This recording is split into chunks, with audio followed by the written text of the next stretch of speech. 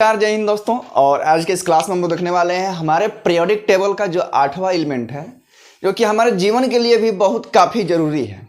लोग तो यूं ही बदनाम कर देते हैं कि I can't live without you. बात समझ रहे हैं? कहते ना अरे फगुनिया तू तो हमारी जान है रे। जान असली ये है ऑक्सीजन, यहाँ पर जो हम लोग देख रहे हैं। तो आज की क्लास में हम लोग इसी को देखने वाले हैं कि ऑक्सीजन क्या होता है, पूरी इसकी डिटेल्स देखेंगे। देखिए, ऑक्सीजन जो है एक गैस है, हम सभी को पता है। इतने दिनों से, इतने सालों से लोग सांस लेते आ रहे हैं, लेकिन इसका नाम पता नहीं था। इसका इंट्रोड्यूस सन 1774 ईस्वी में सर जोसेफ प्रिस्टले ने कराया था, और इसको जो है ब्लॉक पी में रखा गया है। ऑक्सीजन को हम लोग जारक भी कहते हैं। इसका दूसरा नाम क्या है? जारक। कहीं कहीं जारक भी लिखता है। इसके साथ इसको प्राण वायु भी कहते हैं। प्राण वायु। अगर ये नहीं रहेगा तो फिर ये I can't live without you वाला जो है ना, खेल खत्म हो जाएगा। इस बात का भी ध्यान रखिएगा। ये हमारे पीरियोडिक टेबल में 8वें नंबर पर आता है। तो हम लोग कह सकते हैं इसका जो एटॉमिक नंबर है भाई कितना है? 8 है। और इसका एटॉमिक मास कितना है? तो 15.99 मीन्स अप्रॉक्स 16। हमेशा 16 ही यूज किया जाता है। यह हमारे पृथ्वी पर 21% की मात्रा में पाया जाता है वायुमंडल में, जिसके वजह से हम लोग सांस लेते हैं।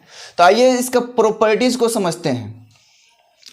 प्रॉपर्टीज में सबसे पहले क्या है कि ये तो नॉर्मल अवस्था जो होता है, ये गैस के अवस्था में पाया जाता है। इसको अधातु के रूप में रखा गया है, और साथ ही यह पैरामैग्नेटिक, जो आप लोग कह सकते हैं कि अल्प आकर्षण इसमें पाया जाता है। यानी कि जो चुंबकीय क्षेत्र होता है, मैग्नेटिक फील्ड जो होता है, इसमें अल्प आकर्षण होता है, थोड़ा सा आकर्षण होता है। बात समझ में आ गया यहाँ तक? तो स्वतंत्र अवस्था में जो होता है गैस होता है, लेकिन -218.8 डिग्री सेल्सियस पर इसको ठोस अवस्था में भी बदला जा सकता है। जैसे जितना इसको ज़्यादा से ज़्यादा ठंडा करेंगे, क्या कर सकते हैं इसको भाई? तो ठोस में बदल सकते हैं। इसके साथ ही इसको हम लोग सिलेंडर में भी भरते हैं। सिलेंडर में तो भरते ही, आप लोगों को पता ही है कि पर जितने भी हॉस्पिटल्स हैं उसमें ये सिलेंडर में उपलब्ध रहता है। ठीक है। यह तरल अवस्था में भी इसको कर सकते हैं। इसको हम लोग लिक्विफाइड भी कर सकते हैं, और इसका रंग जो होता है हल्का नीला होता है। क्या होता है भाई? हल्का नीला होता है। यह जल में घुलनशील है। अगर जल में घुलनशील नहीं रहता तो जल कैसे बनता है? जिसको हम लोग ना हम पी पाते हैं ना आप पी पाते। बात समझ में आ रहा ना? तो जल में ये क्या है? घुलनशील है, जल में घुला हुआ रहता है, जिसके वजह से मछलियां अपने गिल्स से सांस लेती हैं। तो गिल्स जो है इनके इसमें जो घुली हुई ऑक्सीजन है, इसको अवशोषित करके बाकी को बाहर निकाल देती है। क्लियर है? यह बहुत सक्रिय होता है। इसमें ऐसा कोई एलिमेंट्स नहीं है पीरियोडिक टेबल में जिसके साथ ये रिएक्शन न करे। लेकिन कुछ ऐसी नोबेल गैसेस हैं, जैसे नियॉन हुआ, क्रिप्टन हुआ, आर्गन हुआ। ऐसे गैस से ये रिएक्शन नहीं करता है, बाकी सभी एलिमेंट से ये रिएक्शन करता ही करता है। अब देखें कि पृथ्वी का कुल भार का यह 46% ऑक्सीजन का ही है। पृथ्वी का मान लीजिए अगर भार 100 kg है सपोज, तो इसमें से 46 kg जो है यह सिर्फ और सिर्फ ऑक्सीजन है। ये ऑक्सीजन की वजह से है। यानी कि पृथ्वी पर जो भी भार है, जो भी पानी है, उसमें ऑक्सीजन घुला हुआ है। तो पृथ्वी का जितना भार है उसका 46% किसका है? ऑक्सीजन का है। यह वायुमंडल में 21% है। ये तो सबको पता होगा भाई 21% है। यह जल में 90% तक होता है। यानी कि जल के भार का, मान लीजिए कि अगर आपके पास 1 लीटर जल है, 1 लीटर पानी है, ठीक है, तो उसमें 900 ml जो है ऑक्सीजन है, घुला हुआ है उस पानी में। यहां तक क्लियर है? कह रहा है कि यह वायुमंडल में 21% है, और यह हमेशा जो है प्रकाश संश्लेषण के द्वारा जो होता है, फोटोसिंथेसिस के द्वारा, यह हमारे एटमॉस्फेयर में बैलेंस बना कर रखता है। इसके साथ समझ लेते हैं कि अगर 21% जो दिया हुआ है यहाँ, अगर 21% से कम हो जाता है, अगर 17% तक आ जाता है हमारे वायुमंडल में, हमारे एटमॉस्फेयर में, तो सभी जीवों को सांस लेने में दिक्कत होने लगेगी। सभी जीवों को। ठीक है? अगर 17% तक आ जाए तो थोड़ा सा कम होने लगेगा तो फिर दिक्कत होने लगेगी। ये तो 17% बहुत काफ़ी हो गया। इसके साथ ही अगर इसमें कुछ बढ़ोतरी हो जाए, इसके परसेंटेज में अगर बढ़ोतरी हो गए, और बढ़ोतरी होते होते अगर 25% तक चला गया, तो बहुत सारी ऐसी वस्तुएं हैं हमारे प्रकृति में जो कि खुद से अपने आप बिना माचिस के जलने लग जाएंगी।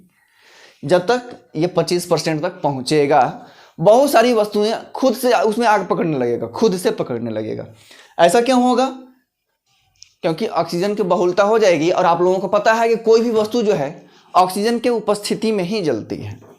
आइए इसके कुछ यूजेस हैं। यूजेस तो इसका बहुत काफ़ी है भाई। आप कहिए कि प्राणवायु है, अब प्राणवायु है तो समझ ले कितना इसका यूज है। कह रहा है कि श्वसन के लिए, या सभी के श्वसन के लिए है, ठीक है, सभी के श्वसन के लिए, जितने भी जीव जंतु, कीड़े मकोड़े, इंसान, बड़ा से लेकर छोटा जानवर तक, सभी के श्वसन के लिए है। ये मत भूलिएगा कि जिसके पास बाबू है वो जी जाएगा, इसे नहीं ठीक है, बाबू होना कहीं बस की बात नहीं है। इसके साथ ही अल्ट्रा वायलेट रेज से बचाने के लिए यही ऑक्सीजन के 3 अणु मिल करके O3 बनाते हैं, जिसका नाम क्या होता है भाई? ओजोन। आपने ओजोन लेयर जरूर सुना होगा। तो ओजोन लेयर जो होता है वो ऑक्सीजन से ही बना होता है, जो हमें अल्ट्रा वायलेट रेज से बचाती है। जो सूर्य से पराबैंगनी किरणें आती हैं उससे हमें यही ऑक्सीजन बचाता है। भोजन को ऊर्जा के रूप में बदलने के लिए जो हम लोग भोजन करते हैं, अगर सांस न लें, ऑक्सीजन न लें, तो वो ऊर्जा में नहीं बदलेगा। एक एटीपी प्रोसेस होता है, ये बायो का एक टॉपिक है जो आप लोग पढ़ेंगे तो क्लियर हो जाएगा कि हमारे भोजन को तोड़ करके किस प्रोसेस से एनर्जी में, ग्लूकोज में बदलता है। ये धातुओं को काटने और जोड़ने के लिए, इससे वेल्डिंग भी होता है। हालांकि इस गैस से वेल्डिंग नहीं होता है। आप कभी गैस वेल्डिंग कराने गए होंगे तो उसके पास 2 सिलेंडर होता है, 2 उसमें पाइप लगा रहता है, और दोनों एक जगह जा करके ऐसे जुड़ा रहता है, ठीक है। तो एक सिलेंडर से ऑक्सीजन जाता है, और एक सिलेंडर से दूसरा गैस, मान लो या तो वो एसिटिलीन हो सकता है या LPG भी हो सकता है। तो ये गैस जलता है, लेकिन किसके सहारे जलता है भाई? ऑक्सीजन के सहारे जलता है। और यही उसको क्या करता है? प्रेशर देता है जोड़ने के लिए। लोहा को गलाने के लिए ऑक्सीजन ही प्रेशर देता है।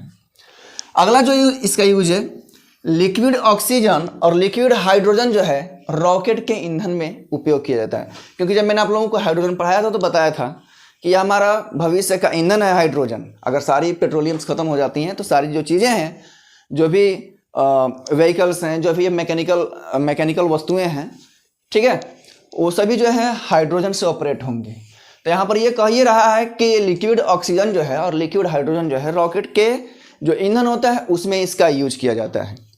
और इस बात करें तो भाई ऑक्सीजन का तो यूज बहुत काफ़ी है, हर जगह यूज है हमारे जीवन में। अगर ऑक्सीजन मात्र कुछ सेकंड के लिए, कुछ मिनट के लिए रुक जाए तो फिर पृथ्वी पूरा क्लीन हो जाएगा, ठीक है ना, इंसानों से, जीव जानवरों से। तो चलिए, ये थे आप लोगों के ऑक्सीजन के कुछ गुण, कुछ उपयोग। आज हम लोगों ने इस क्लास में ऑक्सीजन के बारे में जाना है। फिर मिलेंगे आप लोगों से नेक्स्ट क्लास में। अगर क्लासेस आप लोगों को पसंद आ रही हो तो आपको क्या करना है आपको पता ही है, ठीक है। चलिए तो फिर मिलते हैं आप लोगों से नेक्स्ट क्लास में। तब तक के लिए जय हिंद।